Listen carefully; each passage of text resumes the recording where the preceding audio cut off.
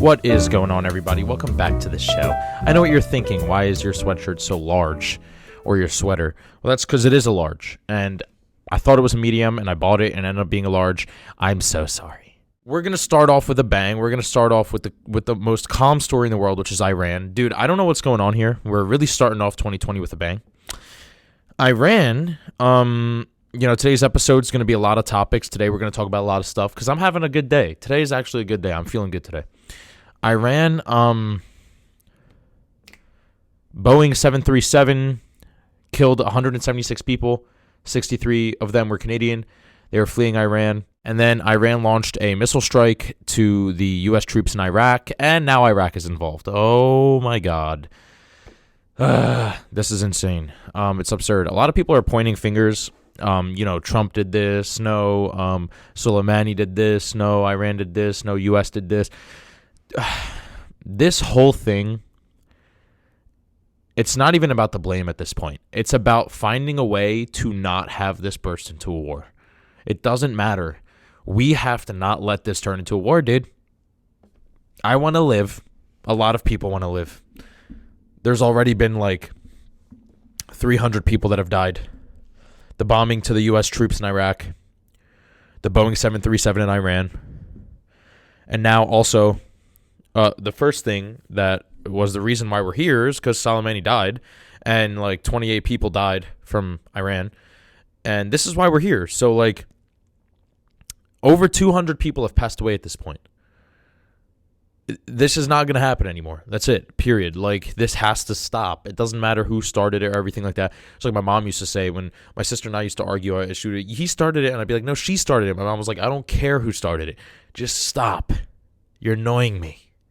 It's like, hey, you're annoying us, Trump. God, dude. And you know what's crazy is, like, you can't even convince anybody this is wrong if they're on either side, you know? It's like if people are on Trump's side, you can't convince them a war with Iran is wrong. And if you're on Iran's side, you can't convince them that continuing this is wrong. If you go into another country and you want something and said leader of that something doesn't want to give it to you, you get what you get. He doesn't want to give it to you. Just leave it alone.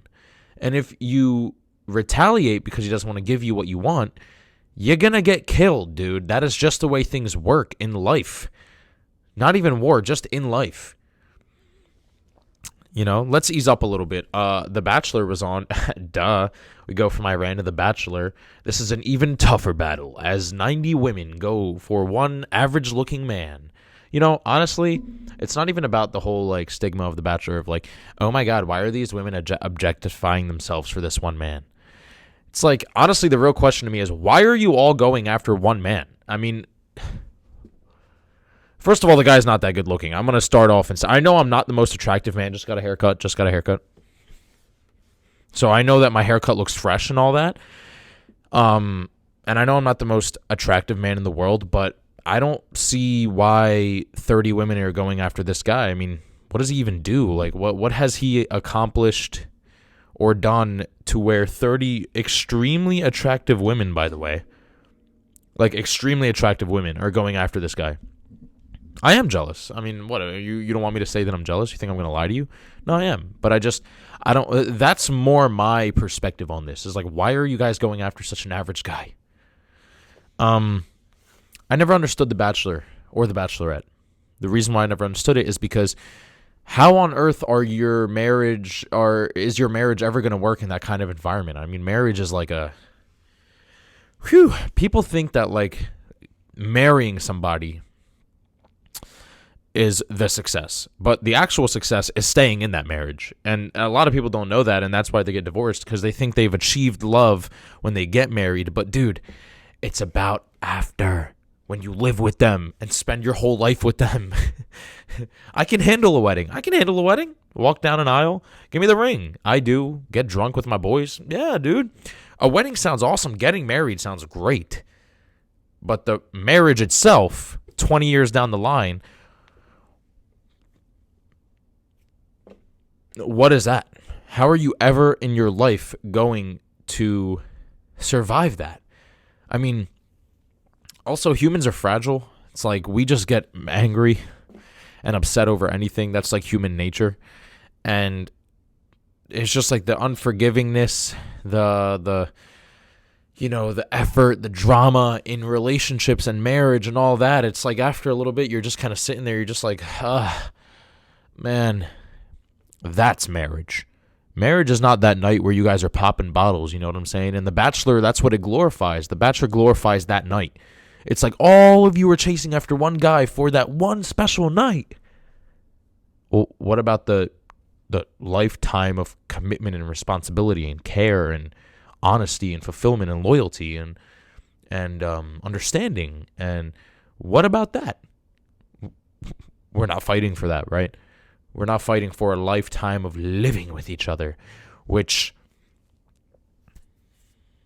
could be chaotic at times. Living with somebody.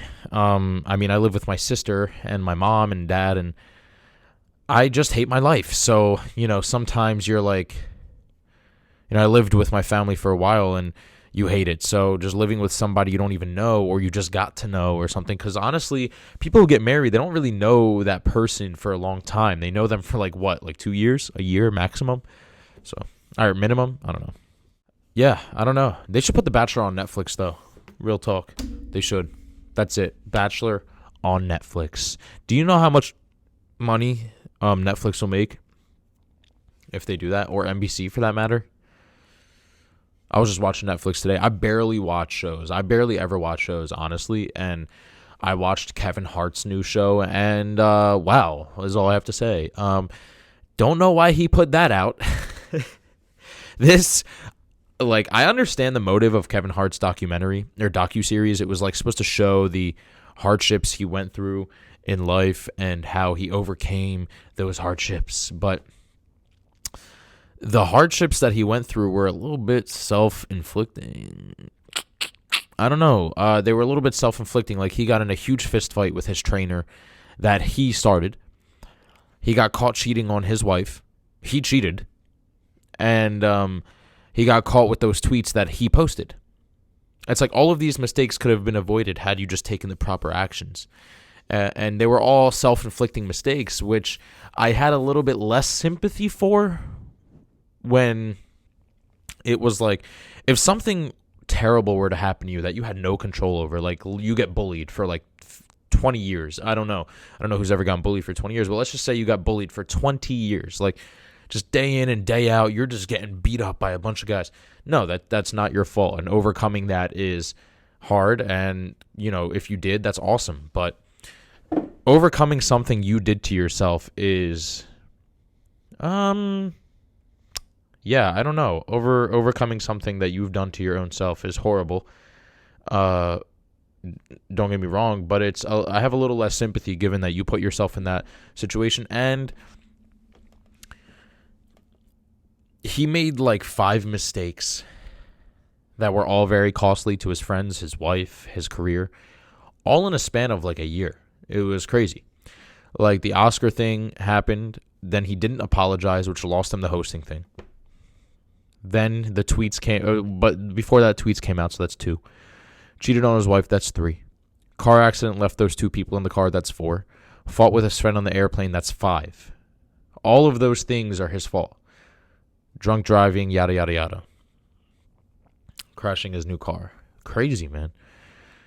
But, you guys got to watch it. It's, awesome to see the perspective of somebody that you think has it all, but doesn't. Highly recommend that. And Stormzy came out with a new diss track to Wiley, which I am stunned. It's literally called Still Disappointed. Talks about how Wiley moved his mom to Cyprus, how he was not man enough to defend his mom, how he got himself into some things because there was too many shootings happening in his house. His dad's not a man. He slept with his sister. Stormzy is claiming that Wiley's sister asked him for nudes and stuff, and the whole thing is crazy. And it's like, Stormzy, calm down, yeah? You look scary enough, and you sound scary. You're 6'9", and you have muscles, and your voice sounds like a trombone. Anyway, tell me what you guys think of all these stories. Like, comment, share, subscribe, follow that Twitter. You already know the deal. And I'll see you guys next time. Just punched my microphone. Peace out.